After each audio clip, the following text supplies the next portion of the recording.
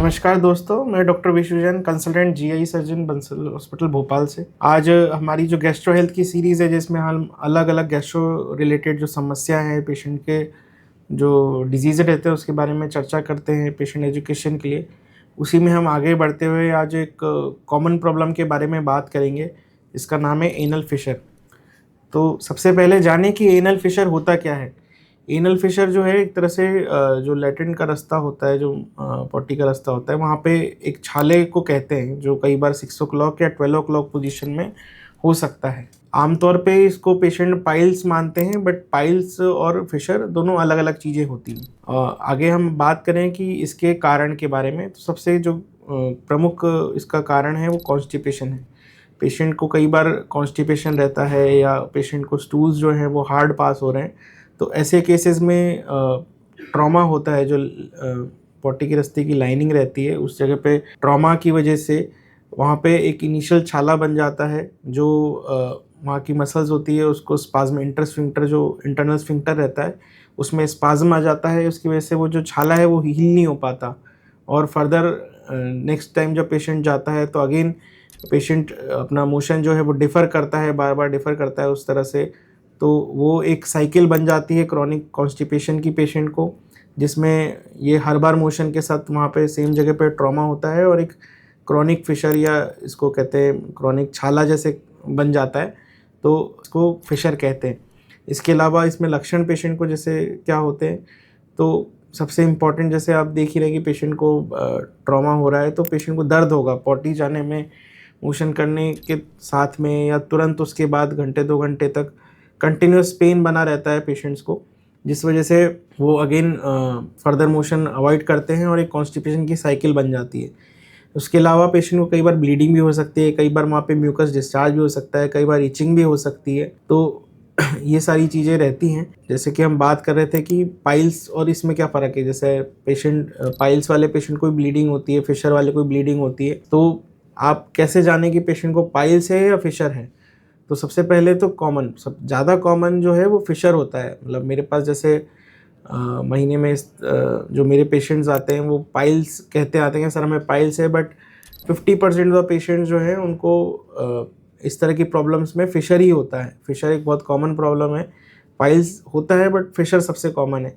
इसके अलावा फिशर में पेशेंट को दर्द रहता है। यूजुअली जो पाइल्स रहती है उसमें पेशेंट को दर्द नहीं होता, ब्लीडिंग ज़रूर अच्छी खासी होती है पर दर्द नहीं होता। और फिशर वाले पेशेंट्स को दर्द बहुत तेज़ होता है, हालांकि ब्लीडिंग उनको हो सकती है, नहीं भी हो सकती, होती भी है तो कम होती है और स्टूल के साथ चिपकी हुई आती है। और पाइल्स वाले को जो ब्लीडिंग है वो दर्द भी नहीं होता, और जो मोशन है उसके तुरंत बाद आती है ब्लीडिंग, और अच्छी खासी आती है कि देखिए कई बार घबरा भी जाते हैं। इसका जो आगे हम बात करें कि इसको प्रिवेंट कैसे किया जा सकता है, तो अगेन सबसे इम्पॉर्टेंट है कॉन्स्टिपेशन को अवॉइड करना, हार्ड स्टूल्स को अवॉइड करना। तो पेशेंट का जो हाइड्रेशन है वो डेली अच्छा होना चाहिए। 2.5 से 3 लीटर पानी या 8 से 10 गिलास पानी डेली पेशेंट पानी ले। इसके अलावा खाने में फाइबर्स इंक्रीज़ हो।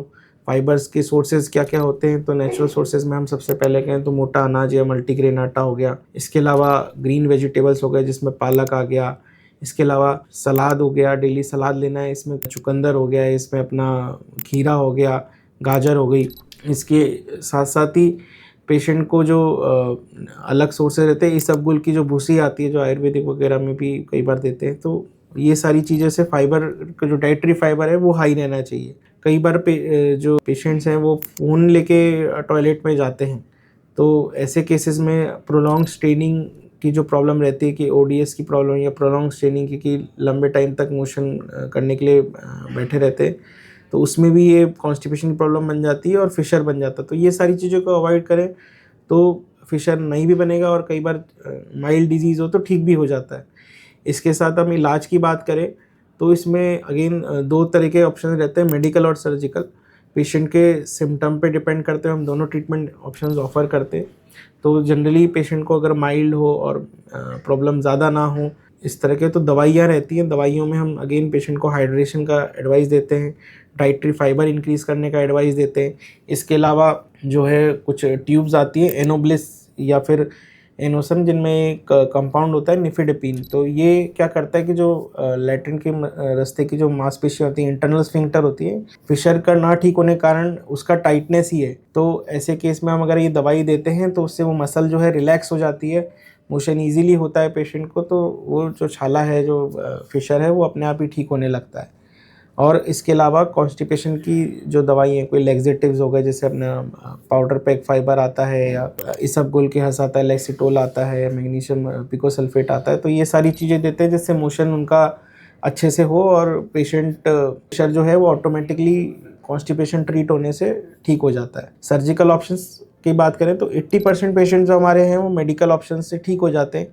15-20% पेशेंट्स में हालांकि सर्जरी की रिक्वायरमेंट रहती है, या कई बार पेशेंट को अगर लंबे टाइम से प्रॉब्लम है या बहुत तेज़ दर्द है तो अपफ्रंट भी सर्जिकल डिजीज़ ऑफर की जाती है। तो इसमें भी हमारे पास ओपन सर्जरी भी है, लेज़र सर्जरी भी ऑप्शंस रहते हैं। और मेन इंटेंशन इसमें भी यही रहता है कि जो इंटरनल स्फिंक्टर है उसको डिवाइड कर दिया जाए, ताकि जो मोशन का रास्ता है वो बहुत टाइट जो हो गया है वो रिलैक्स हो जाए और पेशेंट इजीली मोशन पास करेगा, तो फिशर अपने आप ही ठीक हो जाएगा। तो आपको अपने डॉक्टर से कब मिलना चाहिए? तो फिशर, जैसे कि हमने डिस्कस किया, एक सर्जिकल प्रॉब्लम है, तो एक सर्जन से आप ज़रूर अपनी इस तरह की कोई समस्या हो जिसमें अपने को पेशेंट को लैट्रिन जाने में दर्द हो रहा हो, लैट्रिन में खून आ रहा हो, या वहाँ पे इचिंग हो रही हो, इस तरह की कोई समस्या है, तो अपने सर्जन से, आसपास नज़दीकी सर्जन से ज़रूर मिलें। इसके लिए लैट्रिन का रास्ता उसका चेकअप करना बहुत ज़रूरी है कि पेशेंट को हमें डिफरेंशिएट करना है कि उसको पाइल्स है, फिशर है, उसके हिसाब से, क्योंकि ट्रीटमेंट चेंज होता है और उसके हिसाब से अलग अलग जो है चीज़ें दी जाती हैं, और उसका प्रोग्नोसिस भी अलग होता है, उसका ट्रीटमेंट स्टाइल भी होता है, सर्जिकल ऑप्शंस अलग रहते हैं। तो सर्जन से ज़रूर मिलें। और ये एक कॉमन प्रॉब्लम है पेशेंट्स में, बट हाईली ट्रीटेबल प्रॉब्लम है, और इनफैक्ट 80-85% पेशेंट दवाइयों से ही ठीक हो जाते हैं। हार्डली 10 या 15% पेशेंट्स को सर्जरी की रिक्वायरमेंट रहती है। तो और सर्जरी के रिजल्ट्स भी बहुत अच्छे हैं, 99% पेशेंट जो है सर्जरी के तुरंत बाद नेक्स्ट डे ठीक हो जाते हैं। इस तरह की कोई समस्या हो आपको भी, तो आप अपने सर्जन, नज़दीकी सर्जन से ज़रूर मिलें, या फिर अगर आपको कुछ हमसे डाउट्स शेयर करने हो तो कमेंट बॉक्स में टाइप करें। हमारा नंबर भी स्क्रीन पे है, तो इसमें आप अपने रिपोर्ट्स भी शेयर कर सकते हैं, हमसे कम्युनिकेट भी कर सकते हैं। और इस तरह के इन्फॉर्मेटिव वीडियोस के लिए, गैस्ट्रो संबंधित बीमारियों से, हमारे चैनल को सब्सक्राइब करें, लाइक करें, और अपने फ्रेंड्स, रिलेटिव्स के साथ शेयर करें। Thank you.